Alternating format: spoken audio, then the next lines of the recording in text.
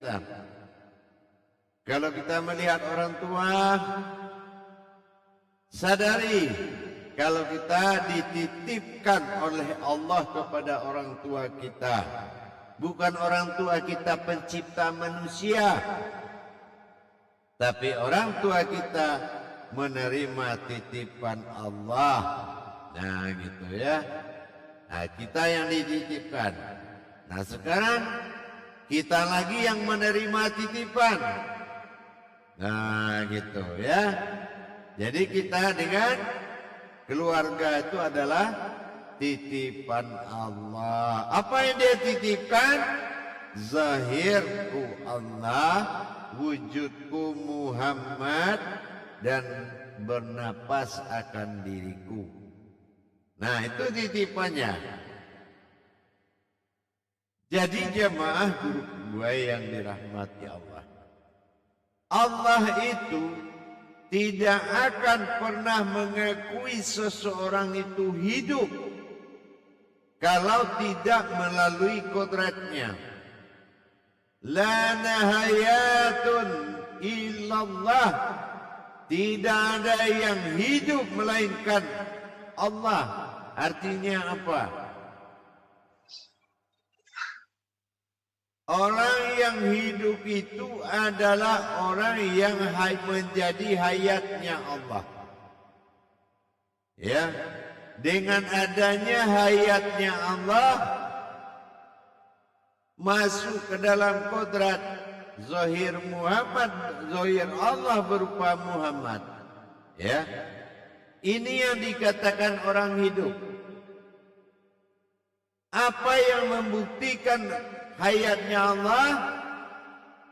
Yang dikatakan hidupnya Allah itu wujud Allah dalam batin, berwujud pada rohani, terlihat zahirnya pada jasmani. Wujud aku, adanya aku dalam nyawa, hidup pada rohani, terlihat pada jasmani. Ada enggak pengakuan kita seperti itu? Nah, seperti itu. Ya. Benar-benar semata-mata diri fitrah ini adalah titipan Allah. Ya. Wujud adanya Allah pada nyawa berzahir akan Allah. Adanya Allah pada nyawa, hayat pada rohani, nyata pada jasmani. Gitu. Itu yang dikatakan orang hidup. Kalau tidak seperti itu, adanya Allah pada batin disebut nyawa, nyata terlihat pada rohani, nyata pada jasmani. Itu disebut tubuh rabbani. Adakah enggak kita seperti itu? Nah, ini yang harus benar-benar yang dikatakan orang hidup. Jadi kita ini melaksanakan hakikat Allah, artinya kita menghidupkan diri kita. Karena melaksanakan hakikat Allah itu adalah orang yang menghidupkan dirinya. Karena yang sebenar-benar diri itu adalah hakikatnya Allah. Zahir Allah berwujud Muhammad bernapas akan aku. Itu yang dikatakan adalah diri. Hayat. Apakah Allah itu sebuah hayat? Tidak. Tapi Allah katakan ada aku. Hayat pada rohani, nyata pada jasmani, itu namanya hayat. Nah gitu. Nyata pada jasmani itu namanya hayat. Nah, jadi kita tajalikan itu semua dengan tajali sifat, hadirkan zahir Allah berbentuk Muhammad, dan taharoh sifat, sikirkan keakuanmu, nyatakan akunya Allah.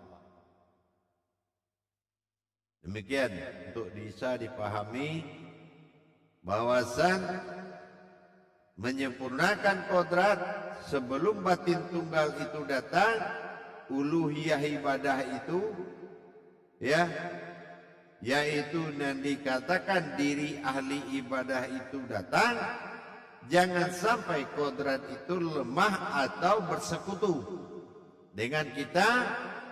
Banyak masih mempertahankan akal dan nafsu kita dalam hidup kita, merasa ada, merasa manusiawi masih jalan, tidak merasa kita ini manusia yang berkodrat Tuhan, tapi merasa hidup sendiri dan tidak mengakui adanya kodrat Tuhan. Kita mengakui sesungguhnya bertingkah itu adalah kodrat zahirnya Allah yang berbentuk Muhammad. Dan mengenai tingkahnya itu, kalau kuat pengakuan kodrat, pengakuan tingkahnya itu semakin tidak kuat itu. Tapi kalau umpamanya kita tertarik dengan pengakuan tingkah, akhirnya melemah pengakuan kodrat.